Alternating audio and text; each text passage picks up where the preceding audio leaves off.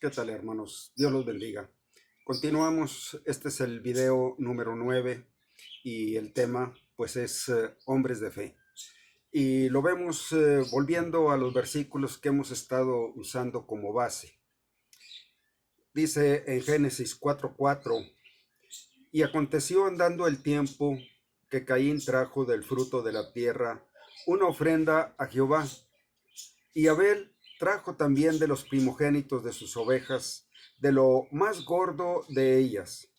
Y miró Jehová con agrado a Abel y a su ofrenda, pero no miró con agrado a Caín y a la ofrenda suya. Bueno, aquí están. Abel es la figura de los hombres de fe. Dice que por la fe Abel trajo más excelente sacrificio que Caín. Y Caín vemos que no agradó a Dios él ni su ofrenda. Bueno, también vimos que el hombre, por la presencia del pecado, sintió la necesidad de agradar a Dios porque se sintió descalificado, aprobado, destituido de aquella relación que había tenido con Dios.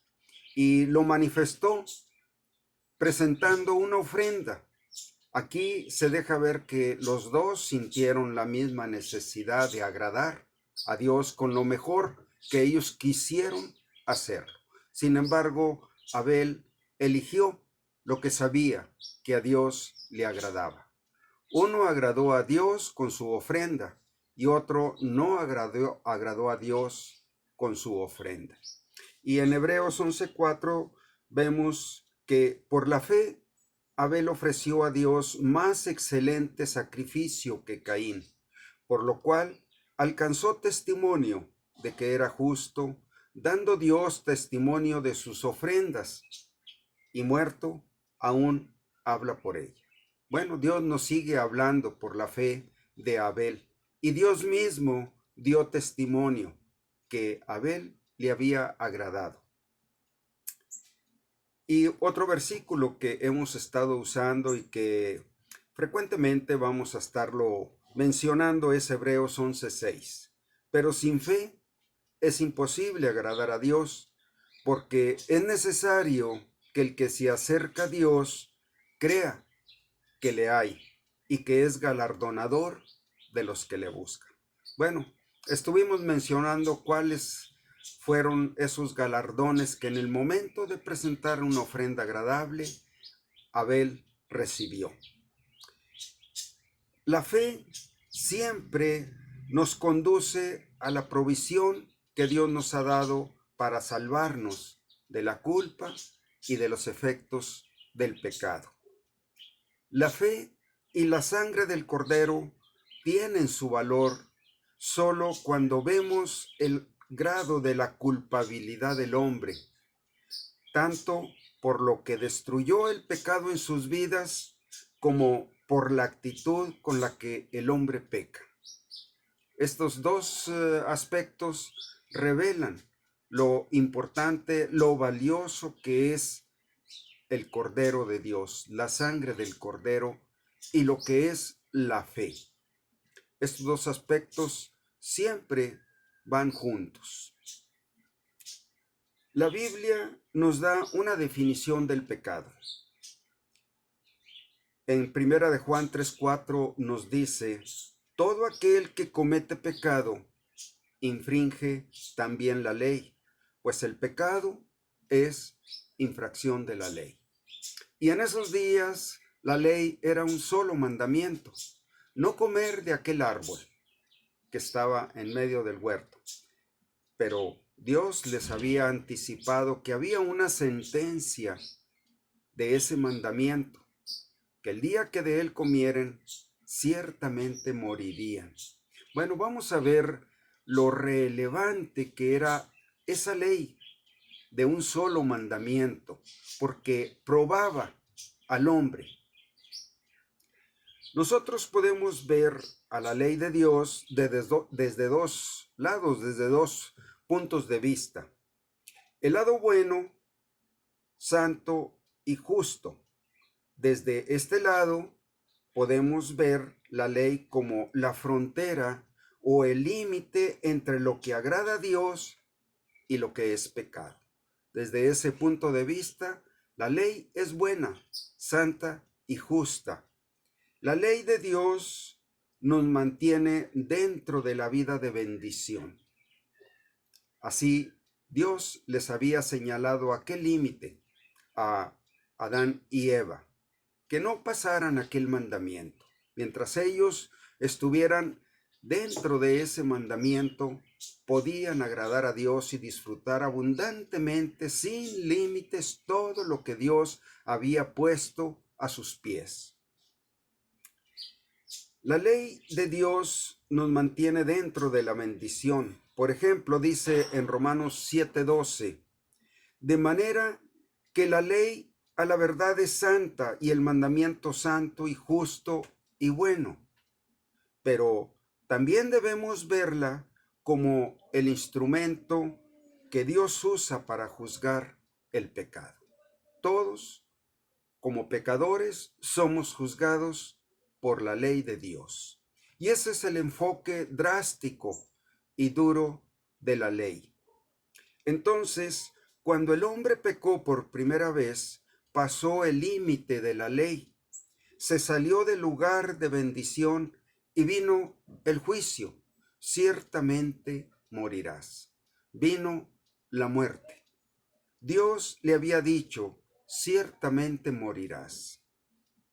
Así es la ley de Dios. No puede ser quebrantada sin recibir juicio. En Santiago 1:13 al 15 dice, cuando alguno es tentado, no diga que es tentado de parte de Dios, porque Dios no puede ser tentado por el mal, ni Él tienta a nadie, sino que cada uno es tentado cuando de su propio deseo de pecar es atraído y seducido. Entonces, el deseo de pecar, después que ha concebido, da a luz el pecado, y el pecado, siendo consumado, da a luz la muerte. Así es de drástica e inquebrantable la ley. Una vez consumado el pecado, da a luz la muerte.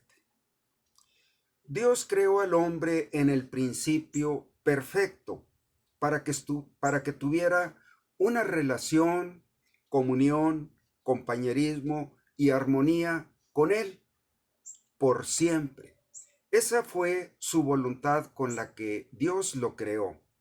Dice en Génesis 1:31, y vio Dios que todo lo que había hecho, he aquí que era bueno en gran manera. Muy bueno, buenísimo. Todo lo que Dios había hecho era bueno, absolutamente.